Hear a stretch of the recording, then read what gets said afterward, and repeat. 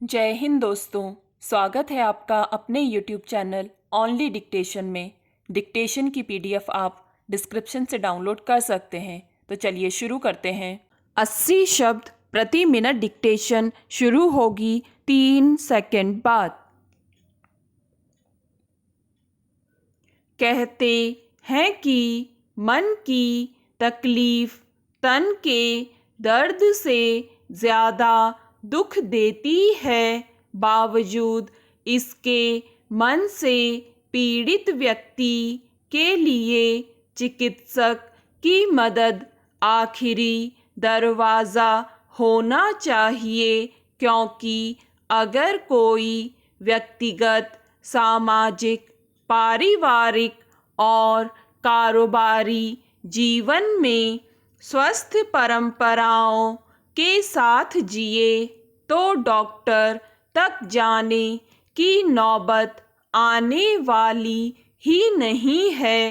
पहले गहन विचार और मंथन करना चाहिए कि डॉक्टर या परामर्शदाता के पास जाने की ज़रूरत ही क्यों पड़े।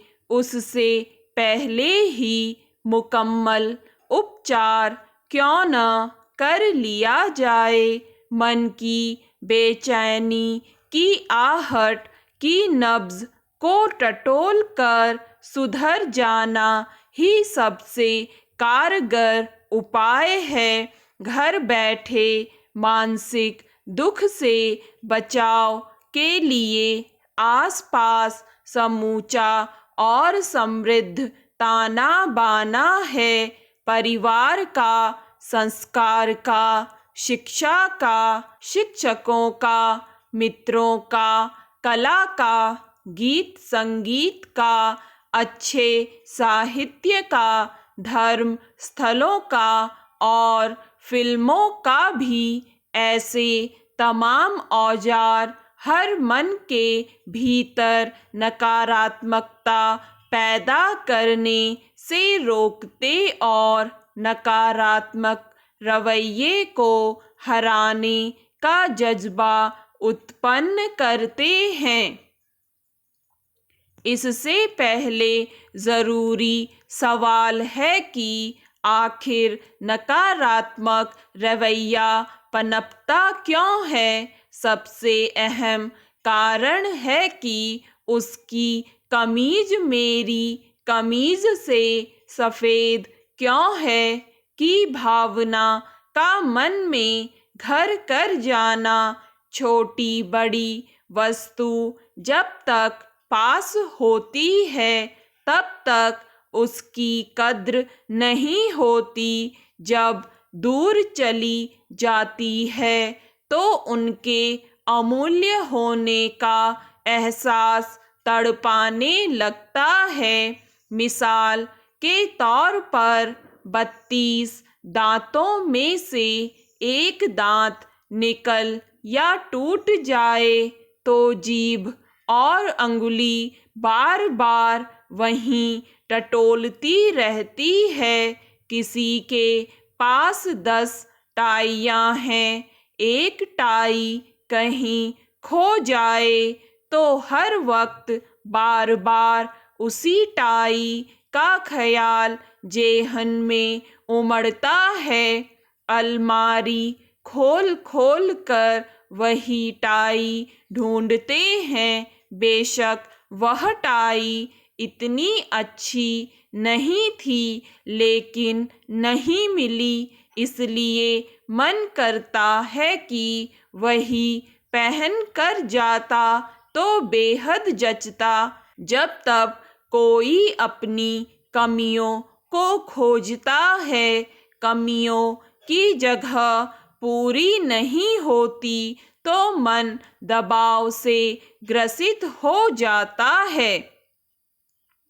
ऐसे दबाव आगे चलकर मन की घोर परेशानी का सबब बन जाते हैं। दबाव स्कूल कॉलेज का भी हो सकता है, परिवार की महत्वाकांक्षाओं का भी और बनने ठनने का भी पुराने लोग साइकिल चलाते थे, सीटी बजाते थे, गले में ट्रांजिस्टर लटकाए फिल्मी गाने सुनते गुनगुनाते घूमते थे।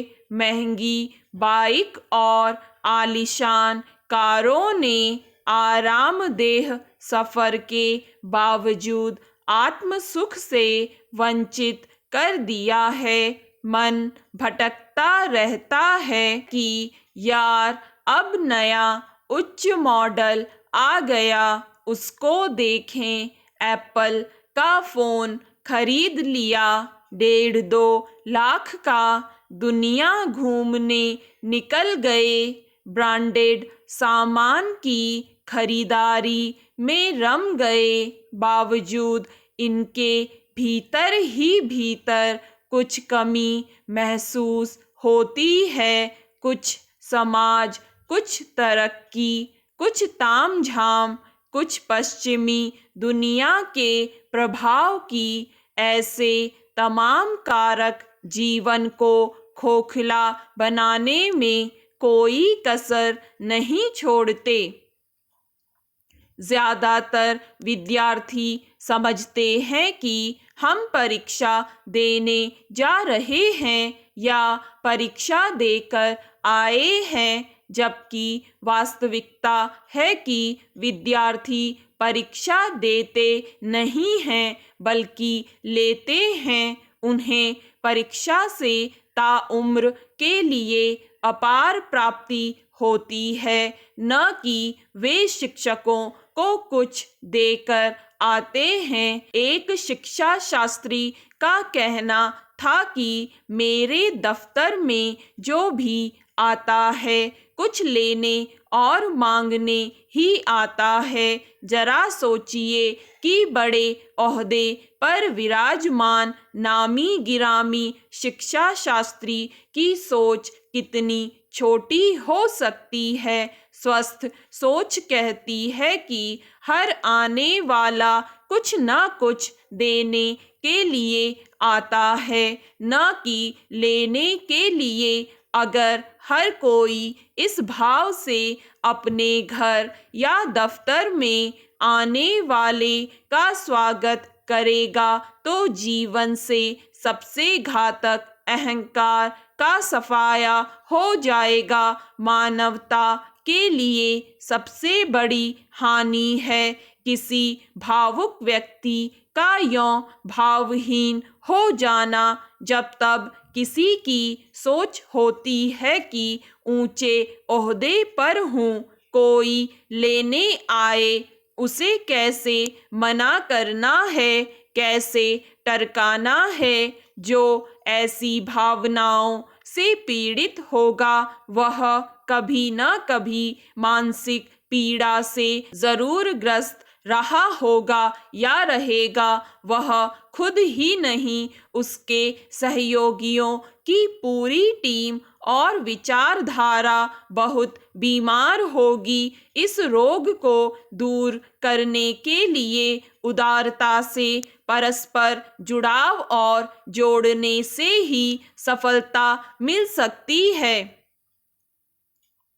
एक शिकारी जंगल में कई दिनों तक भटकता रहा, खाने को कुछ नहीं मिल रहा था। भटकते ढूंढते उसे एक सेब का पेड़ दिखा।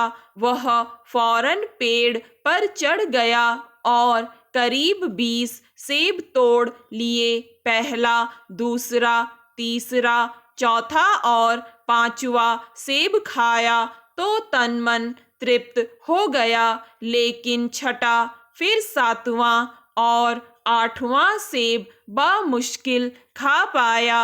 बाकी सेब चख चख कर बेकार कह कह कर फेंकने लगा।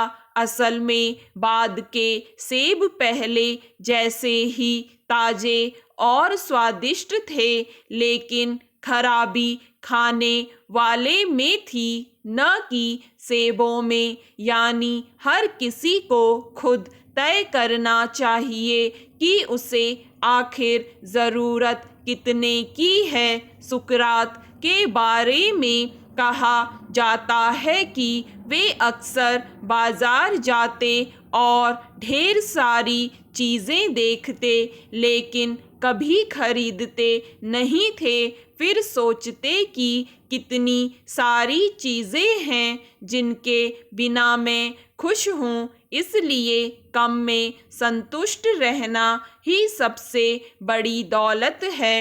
एक संतुष्ट दिमाग की कोई मांग ही नहीं होगी तो मन सदैव सुखी ही होगा। स्टॉप। दोस्तों, अगर आपको ये डिक्टेशन पसंद आए तो लाइक करें, सब्सक्राइब करें और अपने दोस्तों के साथ भी शेयर करें।